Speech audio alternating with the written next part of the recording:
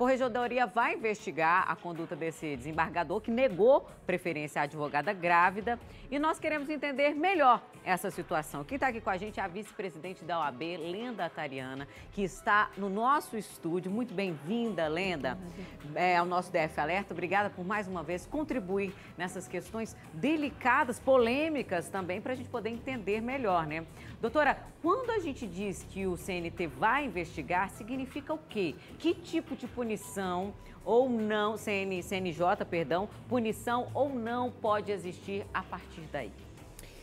Olha, esses casos são escandalosos e é importante que a gente fale sobre isso. Atualmente, a punição de um desembargador desse é muito pequena, é muito branda e isso precisa ser revisto. Atualmente, ele começa com uma advertência e, no máximo, pode chegar até uma censura.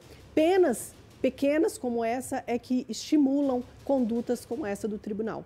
Com certeza, se a pena fosse mais grave, eles pensariam duas vezes. Hoje, a pena de censura e a pena de advertência pode deixar esse desembargador sem promoção por um ano, o que é muito pouco, né? Então, realmente, a gente precisa se escandalizar, mas mais ainda, a gente precisa mudar a legislação.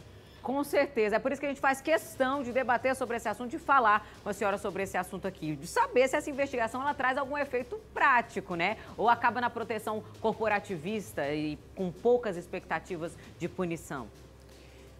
Olha, é importante a gente lembrar que a afetação dessa situação vai muito além daquela advogada. Ela afeta, na verdade, não só o bebê que carrega em seu ventre, claro, pelo estresse a que foi submetido e até pelas consequências que poderiam ter, mas afeta especialmente também todas as mulheres advogadas.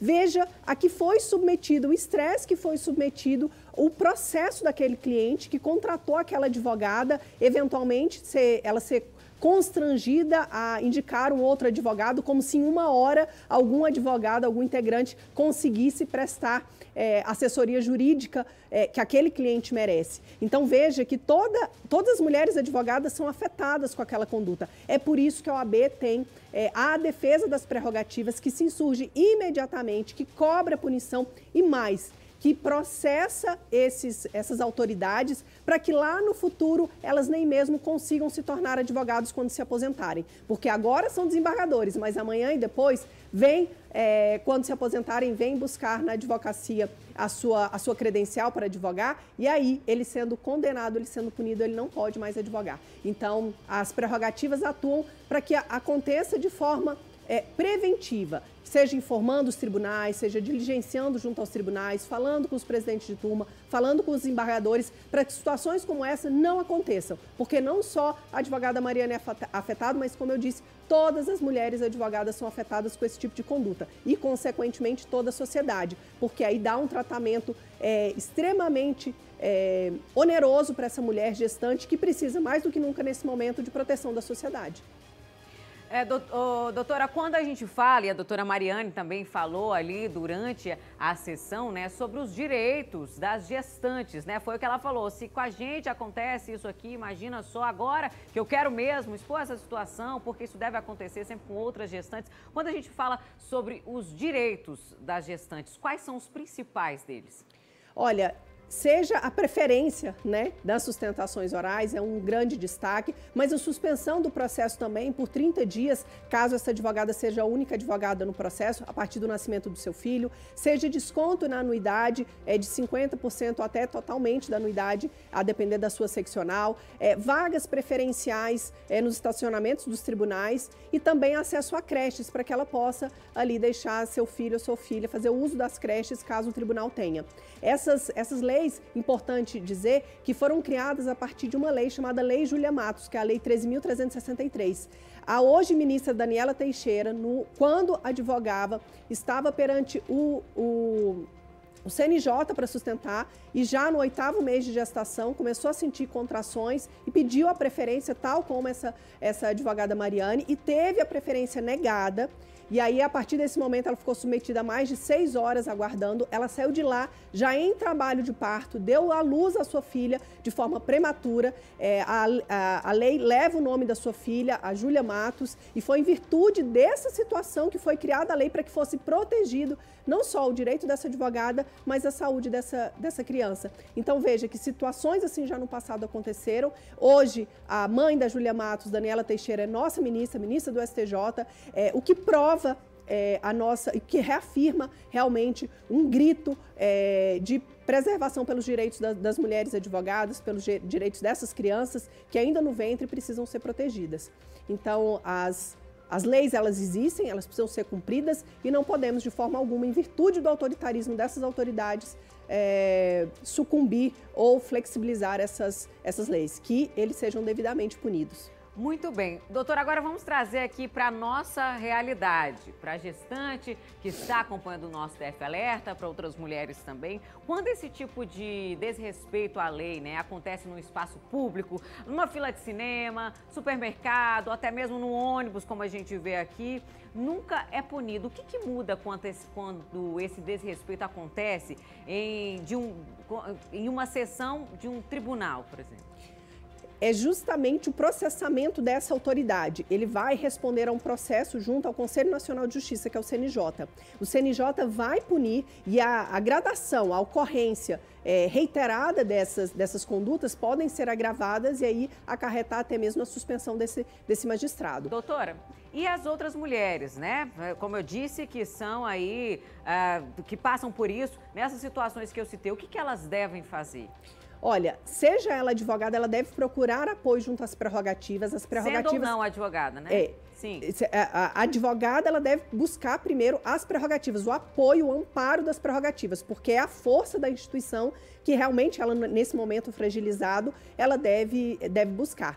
Já a cidadã, a mulher que não necessariamente é advogada, mas teve um direito violado, ela deve buscar as autoridades, seja em virtude do PROCON, seja mesmo o judiciário, para que aquele órgão, aquela empresa seja punida por não respeitar a lei. Porque, afinal de contas, até a preferência legal, ela acontece dentro de um supermercado, ela acontece num caixa bancário, ela acontece nos atos cotidianos. E essas empresas são responsáveis civilmente pelos seus atos. Então, elas devem ser processadas e condenadas para que possam até reparar, readequar a sua conduta junto ao PROCON, por exemplo, mas como até mesmo, eventualmente, pagar pelos danos causados àquela mulher.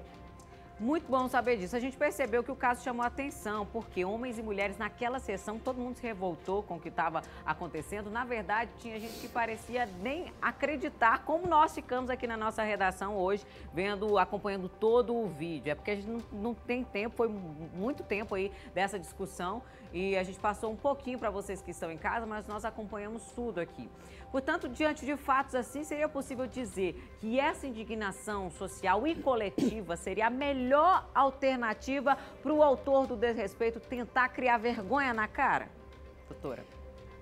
Olha, de fato, é preciso essa indignação coletiva para que a gente rechace, para que a gente repulse condutas como essa, mas é importante também que mulheres advogadas no exercício da sua profissão não se escondam, não escondam como fizemos durante tanto tempo, escondendo nossos filhos, porque eles não seriam compatíveis com o profissionalismo. Hoje nós precisamos sair da invisibilidade, a gente precisa trazer à luz os nossos filhos para que a sociedade se acostume. Você veja no relato dessa advogada que ela passou por 8 meses sem nunca pedir a preferência na sustentação oral. Que a gente possa exercer isso mais e mais, que a gente saia da invisibilidade, que a gente lute por esses direitos para que eles sejam tratados com maior naturalidade e não que seja exceção.